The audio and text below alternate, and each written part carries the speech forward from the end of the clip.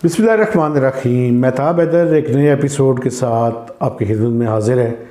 एक तरफ तो इकनॉमिक मेल्टडाउन बड़ी तेज़ी के साथ जारी है और दूसरी तरफ पाकिस्तान में पॉलिटिकल ट्रांजिशन का अमल भी शुरू हो चुका है। इमरान खान साहब अल्टीमेटली कामयाब हो गए एक स्कीमों जो पॉलिटिशियंस हैं उनको कन्विंस करने में।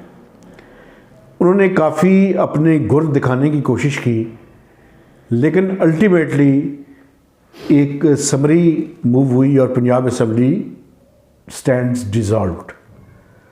आज केपी की असम्बली का भी फैसला, जब तक मैं आपसे बात कर रहा हूँ शाम तक या रात तक, आज केपी की असम्बली का फैसला भी होने वाला है। दूसरी तरफ ये बातें भी सामने आ रही हैं कि इमरान खान साहब इस्टेब्लिशमेंट के साथ नए सिरे से अपने मामलात को सेटल करने की कोशिशों में मसरूफ़ है और कुछ इमरान खान साहब के ख़ास नुमाइंदे इस टाइम इस्टेब्लिशमेंट को कुछ यकीनदानियाँ करवाने में मसरूफ़ हैं। अब वो किस हद तक कामयाब होते हैं ये तो आइंदा आने वाले चंद दिन बताएंगे। चूँकि इमरान खान साहब ये चाहते हैं कि ये मुल्क इलेक्शंस की तरफ चला जाए और एक केयर टेकर सेटअप आ जाए और 3 माह के अंदर इलेक्शंस हो जाए। मार्च की बेसिकली वो बात कर रहे हैं, यानी जो नेक्स्ट रमज़ान है उससे पहले पहले वो इलेक्शंस करवाना चाहते हैं। दूसरी तरफ जो पीडीएम की हुकूमत है वो इलेक्शंस को जितना डिले कर सकती है वो करना चाहती है।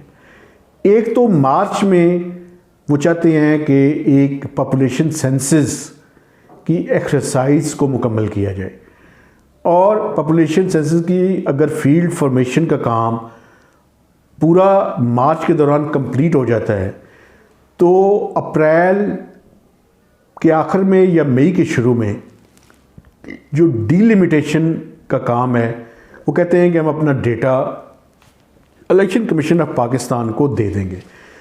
उसके बाद इलेक्शन कमीशन ऑफ पाकिस्तान 3 से 4 माह कम से कम से चाहिए डिलिमिटेशन की एक्सरसाइज को करने के लिए।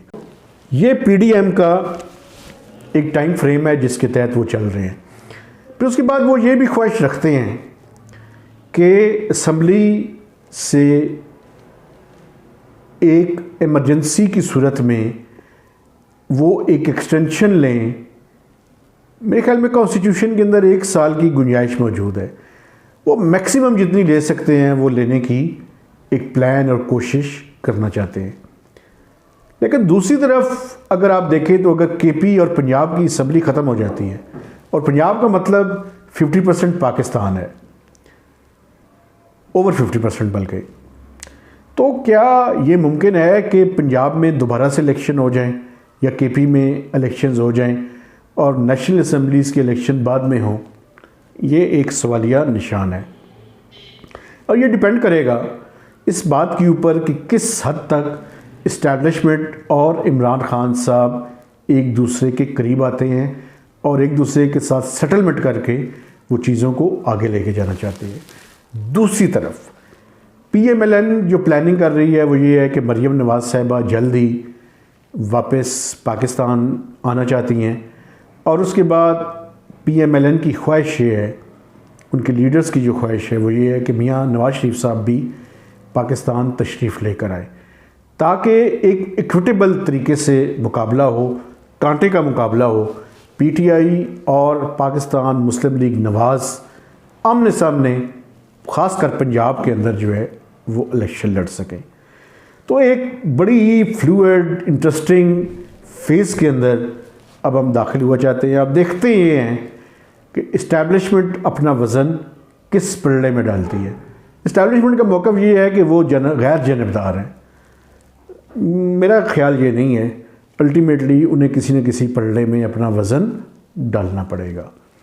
उसमें सबसे बड़ा जो मसला है वो ये है कि पाकिस्तान की जो इकनॉमिक सिचुएशन है, क्या वो हम अफोर्ड कर सकते हैं कि आइंदा 3 से 4 माह एक केयर टेकर सेटअप के अंदर गुजारें?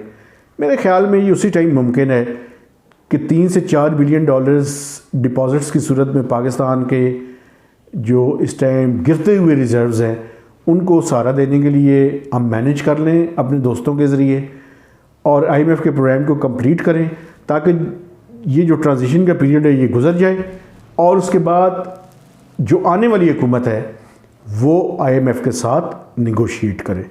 लेकिन गंद इतना पड़ चुका है कि शायद ये सारा कुछ करना मुमकिन ना हो और केयर टेकर या टेक्नोक्रेटिक सेटअप को 1 साल या 2 साल या 3 साल की मुद्दत के लिए इस मुल्क के ऊपर मुसल्लत कर दिया जाए। इसकी गुंजाइश आइन के अंदर मौजूद नहीं है, लेकिन माशाल्लाह से सुप्रीम कोर्ट के अंदर कुछ जजेस बैठे हुए हैं अभी तक, तो वो किसी न किसी मामले को सीधा करने में काफ़ी मददगार जो है वो साबित होंगे।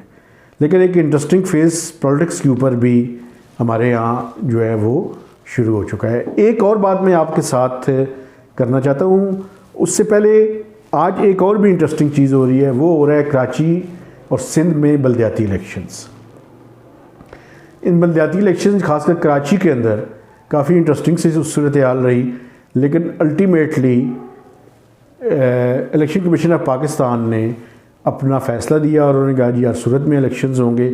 और जब मैं आपसे बात कर रहा हूँ तो इस टाइम कराची समेत सिंध के मुख्तलिफ़ इलाकों में बल्दियाती इलेक्शंस का पहला फ़ेज़ जो है उस पर अमल दरामद हो रहा है और शाम तक पता चलेगा कि क्या उसका रिज़ल्ट निकलता है। PDM की हुकूमत के लिए ये भी बड़ा इम्पॉर्टेंट है कि क्या MQM उनका साथ जारी रखेगी, चूँकि MQM भी यूनिफिकेशन उनकी हो चुकी है, तमाम ग्रुप्स इकट्ठे हो चुके हैं। तो अब देखना ये है कि वो कराची की पॉलिटिक्स को किस तरफ जो है वो लेकर जाएंगे। अगर PDM की हुकूमत से निकलती है और MQM अपनी जो सपोर्ट है उसको विदड्रॉ करती है, तो ये जो फेडरल हुकूमत है उसकी मुश्किलात में मज़ीद इजाफा हो जाएगा। ये तो मैं पॉलिटिक्स के बारे में आपसे बात करना चाहिए। एक और इशू है जिसके मैं समझता हूँ कि अगर मैं बात नहीं करूँगा तो मैं अपने ज़मीर का मुजरिम हूँगा। वो है कि हमारे दोस्त हैं, जर्नलिस्ट हैं, बोल TV के साथ आजकल काम करते हैं, शाहिद असलम, उनको FIA ने उनसे उठाया है और कल 2 दिन का उनका रिमांड हुआ है। एलिगेशन ये है कि उन्होंने FBR का डेटा जो कि army chief general Qamar Javed Bajwa के बारे में और उनकी फैमिली के बारे में था, वो वहाँ से लीक किया और लीक करके उन्होंने अहमद नूरानी साहब को अमेरिका में दिया और उस पर उन्होंने स्टोरी की। देखें, एक अजीब सा मुल्क है। अब हम जर्नलिस्ट जो हैं, हमारा काम है ख़बरें करना, डेटा लेना जो है वो कौन सा जुर्म है कि जिसमें FIA बंदे को उठा कर ले जाए और उसके ऊपर तशद्दुद करे और उससे उसके पासवर्ड मांगे। यार इस मुल्क में कब होगा कि जिसने एसिड्स बनाए हैं आप उससे तहकीक करें। अगर जैली खबर है तो आप साफ़ी के ख़िलाफ़ एक्शन करें, लेकिन अगर जैली खबर नहीं है तो आप उससे पूछें जिसने इतने अपने एसिड्स में इजाफा किया है, उससे तो आप पूछ लीजिए, वो ताकतवर है। और भाई इस मुल्क का कानून है या नहीं है, ये बनाना रिपब्लिक है, ये क्या है? तो खुदा का वास्ता है, आप एक मैसेंजर जिसने वो डेटा लिया और अगर डेटा लेके उसने किसी को दे दिया और ख़बर छप गई तो आप मैसेंजर को तो सज़ा दे रहे हैं। जिसने वो एसिड बियॉन्ड मीन्स बनाए हैं उसके खिलाफ कोई एक्शन नहीं ले रहे। तो what kind of this state, ये स्टेट है या क्या है? आइन और एक इस मुल्क के अंदर आइन और कानून है। और मैं समझता हूँ कि हमें इस्टेब्लिशमेंट के तो मैं बात कर रही हूँ, मुझे PDM के लोगों से भी बड़ी तकलीफ़ है। ये किस किस्म के, किस ज़मीर और किस कमाश के लोग हैं कि वो अपना कंधा जो है FIA जो है वो पेश कर रहे हैं और एक साफ़ी की तस्लील कर रहे हैं। और मुझे बड़ी खुशी हुई कि जब वो उनका रिमांड लेकर बाहर आ रहे थे तो शाहिद असलम की आवाज़ मुझे सुनाई दी जिसमें वो कह रहा है कि ये मुझसे मेरा पासवर्ड लेने की कोशिश कर रहे हैं, लेकिन ओवर माई डेड बॉडी ये मैं बिल्कुल नहीं दूंगा, ये चाहिए मेरे टुकड़े कर दें।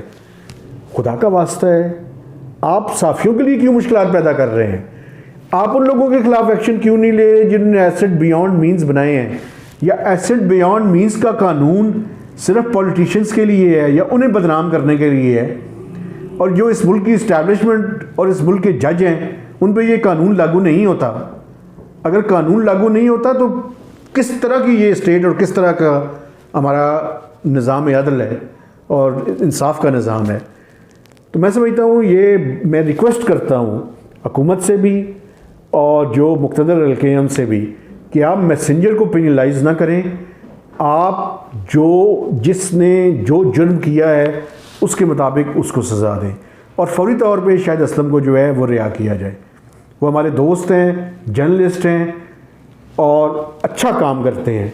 तो अगर आप जर्नलिस्टों को सज़ा देनी शुरू कर दें कि उन्होंने ये खबर क्यों निकाली, और भाई जिन्होंने एसेट बियॉन्ड मींस किए हैं उनके ख़िलाफ़ कोई काम नहीं है और जो साफ़ी है उसके ख़िलाफ़ आप एक्शन पे एक्शन किए जा रहे हैं। तो मैं समझता हूँ ये जर्नलिज़म का गला मज़ीद घोंटने के मुतरादिफ है।